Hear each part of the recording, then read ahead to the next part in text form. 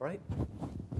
Hey everyone, I'm Dan. Spent the summer studying the interactions between draining vortices in a rotating system working in Dan Lathrop's lab. So before I get into the experimental side of things, I'm just going to cover some background to make sure we're all on the same page with vortices, fluids, and things like that. So vortices, generally speaking, are just swirls in fluid motions. They're important for a few reasons. Like, for one, they're absolutely everywhere in real fluids.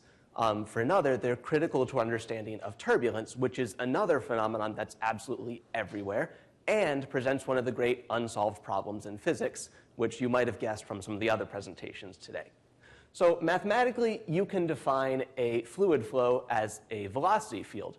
The vorticity is defined as the curl of that vector field. So again, it's just a mathematical expression for how swirly the whole thing is.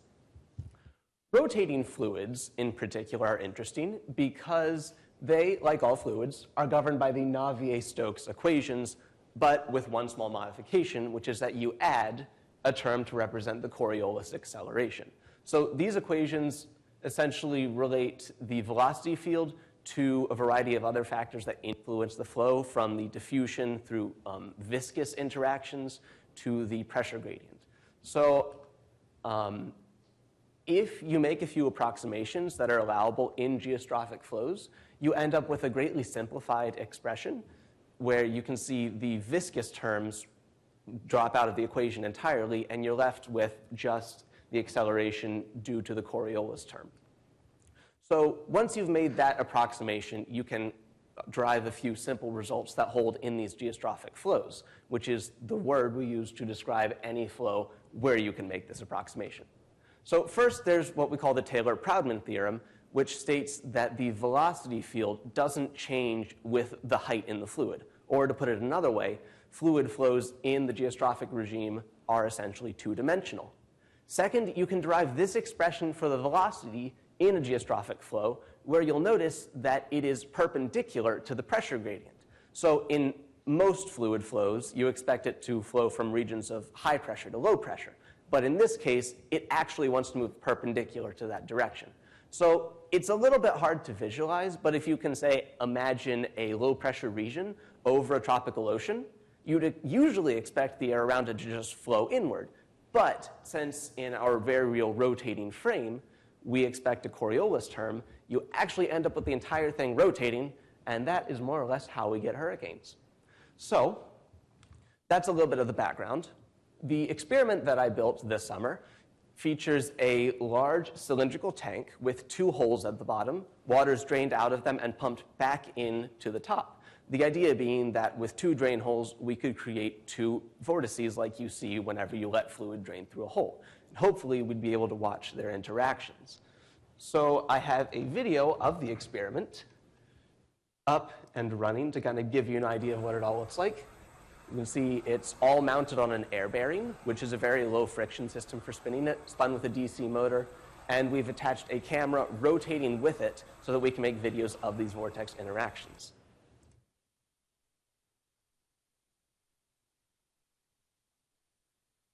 The end result is something kind of like this. So you see that there appear to be three vortices branching out of this one central depression.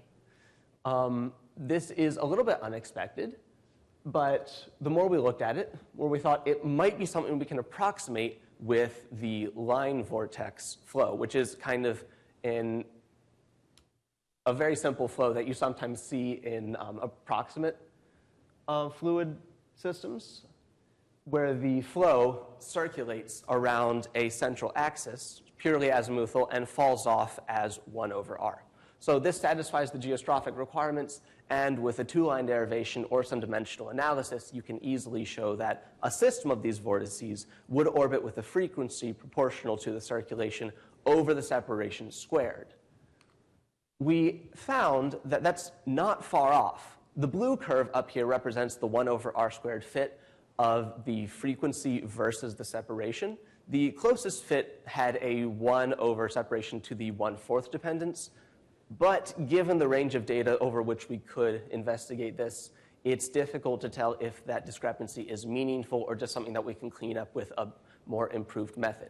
However, if it turns out to be significant, then it could indicate some other interesting things, like possibly a circulation in the vortex that depends on their separation. We also saw that the frequency changes as a function of the global rotation rate. It also may represent a kind of hysteresis, as you can see that these two different sweeps, where the black one we started at a high global rotation rate and swept down, the red one we started at a low rate and swept to a high rate, show a peak in one case and not in the other.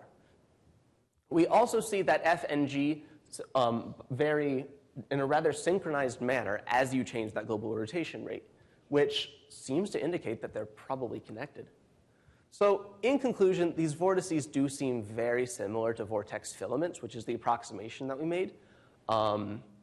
We saw a host of other vortex arrangements. The quadrupole and dipole showed up in a lot of cases. We focused our data taking on the vortex triangle as it seemed the most common and the most stable of these. So kind of more generally, we've shown that the geostrophic vortex generator, or GEF for short, works and can provide a way to study the interactions between some strong and unusually stable vortices. Now, as I mentioned at the beginning, vortices are kind of critical to the study of turbulence, and so it's interesting to think about whether these observations, that there are multi-vortex semi-stable states, could actually have some application or be seen in turbulent flows.